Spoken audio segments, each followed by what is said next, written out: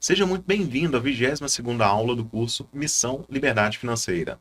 Eu sou o professor Thiago Campos e hoje você vai aprender algumas estratégias para auxiliar a redução de suas despesas mensais. Vamos à aula. O que temos para hoje, então? Você vai descobrir o que é um grau de endividamento e como calcular o seu. Vai ver que algumas coisas precisarão ser reduzidas, outras adiadas e algumas deverão ser analisadas com muita seriedade, muita frieza.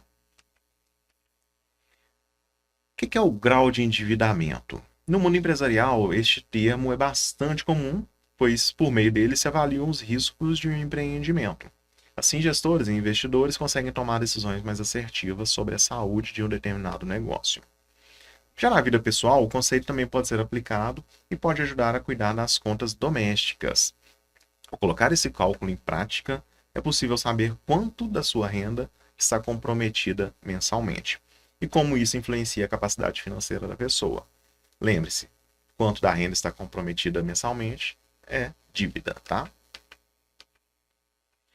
O endividamento nesse contexto corresponde às faturas e despesas que precisam ser pagas todos os meses, sem falta, mesmo que estejam em dia, conforme visto na última aula.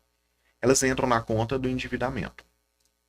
Assim como no mundo dos negócios, se algo está comprometendo uma parte grande do orçamento, é importante verificar se essas contas não estão arriscando demais a sua renda.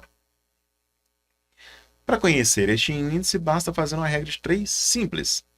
O grau de endividamento é o somatório de todas as suas dívidas dividido pela receita e, na sequência, multiplicado por 100, para obtermos o percentual disso, né? Então, vamos lá. Como que é isso?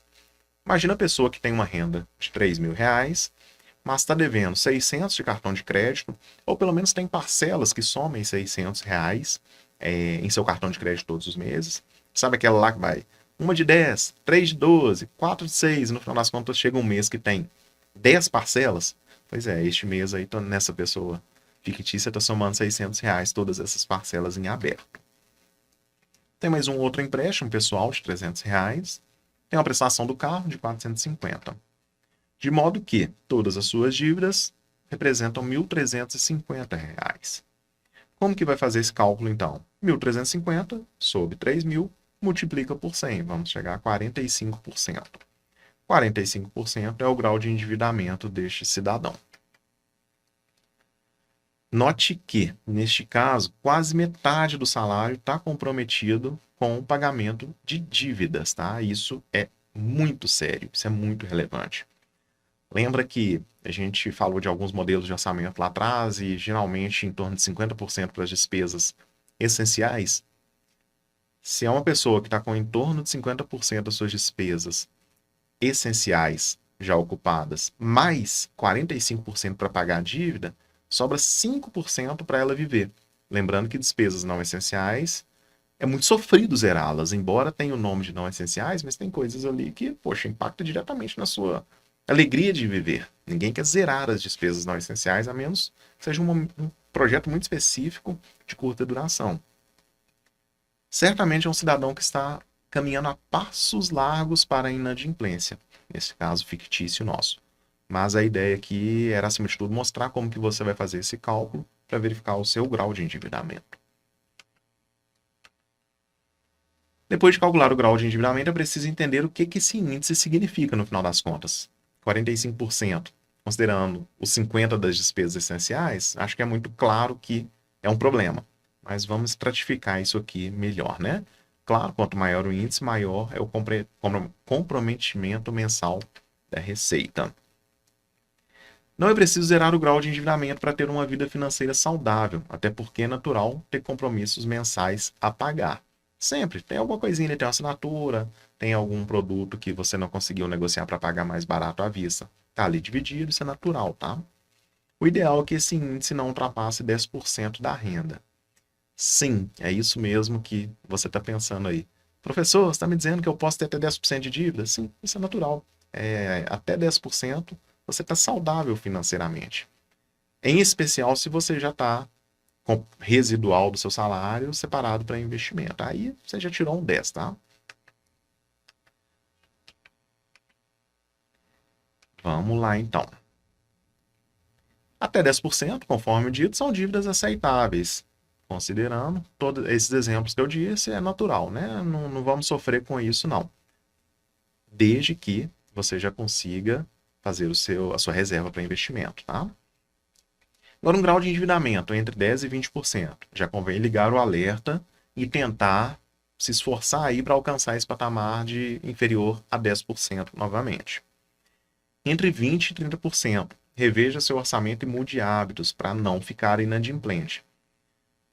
Voltando ao dito há pouco, a pessoa que já está ali no 30% ou um pouco mais, já até adiantando aqui do endividamento grave, muito fácil, qualquer coisinha que é passar do controle no mês de uma pessoa que está nesse nível, ela pode chegar à inadimplência. É quase impossível zerar as despesas não essenciais e em torno de 50% de toda a família está com gastos essenciais. Tá? Então, vamos trabalhar aqui agora em cima desses números para a gente ver como que a gente pode reduzir as nossas despesas, focando em se manter dentro dos 10%. Note que quanto mais leve é o seu grau de endividamento, mais leves serão as medidas necessárias para reduzir as suas despesas. Por consequência, quanto mais endividado, quanto maior o seu grau de endividamento, mais agressiva deverá ser a medida para reduzir as suas despesas e, por fim, retomar aí o equilíbrio do seu orçamento, né? Se você está nesse grau leve aí de 10 a 20, possivelmente vai bastar você diminuir os gastos com itens não essenciais e se atentar para alguns eventuais desperdícios domésticos. Por exemplo, estoque de alimentos. É muito comum as pessoas negligenciarem aquelas compras mensais, em especial de hortifruti, carne, que compra para mais, fica perdido ali no fundo da geladeira e toda semana a pessoa vai lá, compra de novo verduras, legumes em excesso em relação ao consumo daquela família, chega em casa, abre a geladeira, faz uma sacola de lixo de coisas que perdeu, porque na semana anterior ela comprou a mais, coloca o novo.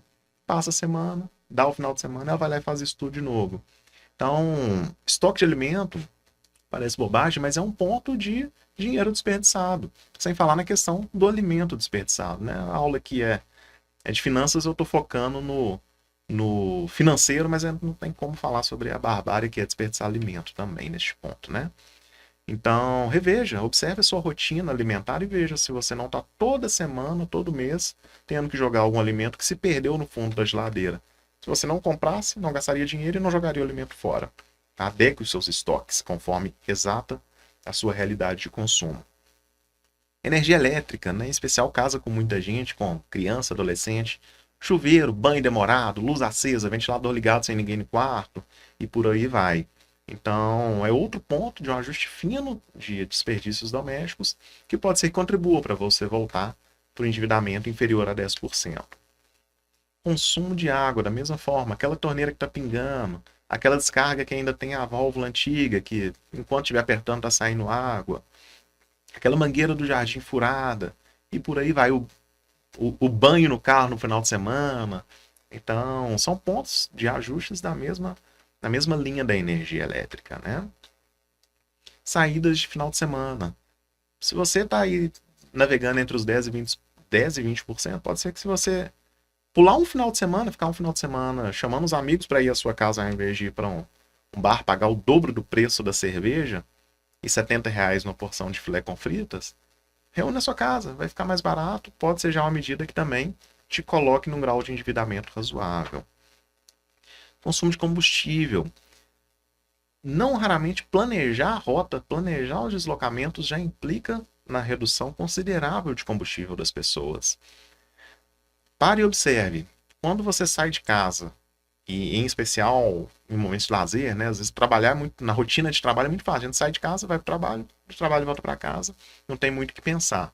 Às vezes, momento de lazer, momento de fazer compras, a pessoa sai do ponto A para o ponto B, volta para um outro perto, no ponto C, circula a cidade inteira, sendo que se ela tivesse feito um planejamento de rota, gastaria menos combustível. Parece bobagem, mas impacta.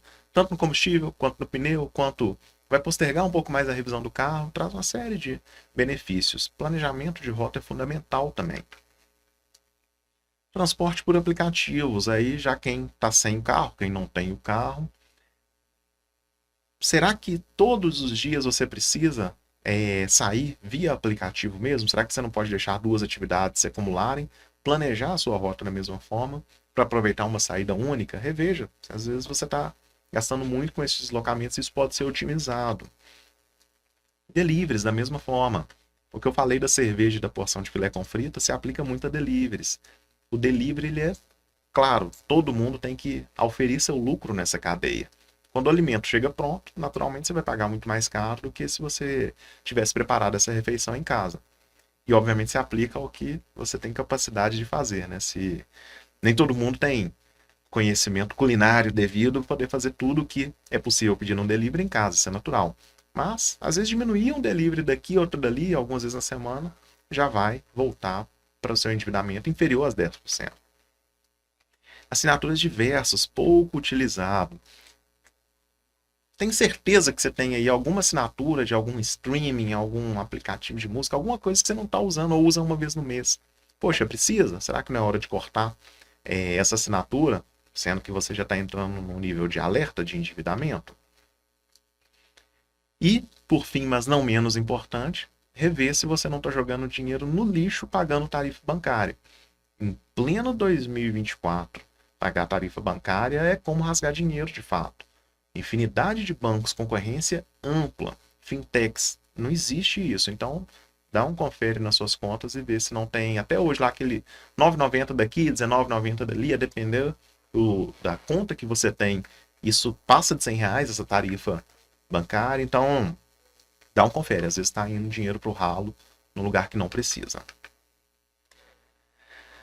Agora, além disso tudo de diminuir que a gente falou, nós vamos acrescentar o verbo adiar, tá? Note que as medidas aqui vão se somando. Falamos de coisas que podem ser diminuídas, devem ser diminuídas para esse nível de endividamento de 10 a 20%, algo que não é caótico ainda. Mas e aí? A pessoa que está no grau de 20 a 30. Além de diminuir isso que a gente falou, a gente vai entrar aqui agora com o adiamento de alguns planos. Planos de passeios e viagens, de trocar de carro, de compras de vestuário, de reforma do imóvel. Poxa, se você está nesse nível de endividamento que já é beirando a criticidade, alguns luxos precisam ser revistos, alguns planos precisam ser adiados. Talvez aquela viagem de final de ano seja para um destino mais em conta. Talvez ela nem aconteça. Ao invés de trocar de carro agora, você não vai trocar, você vai deixar, vai colocar a sua vida em ordem, vai reduzir o seu grau de endividamento para pensar em fazer uma nova dívida, tá?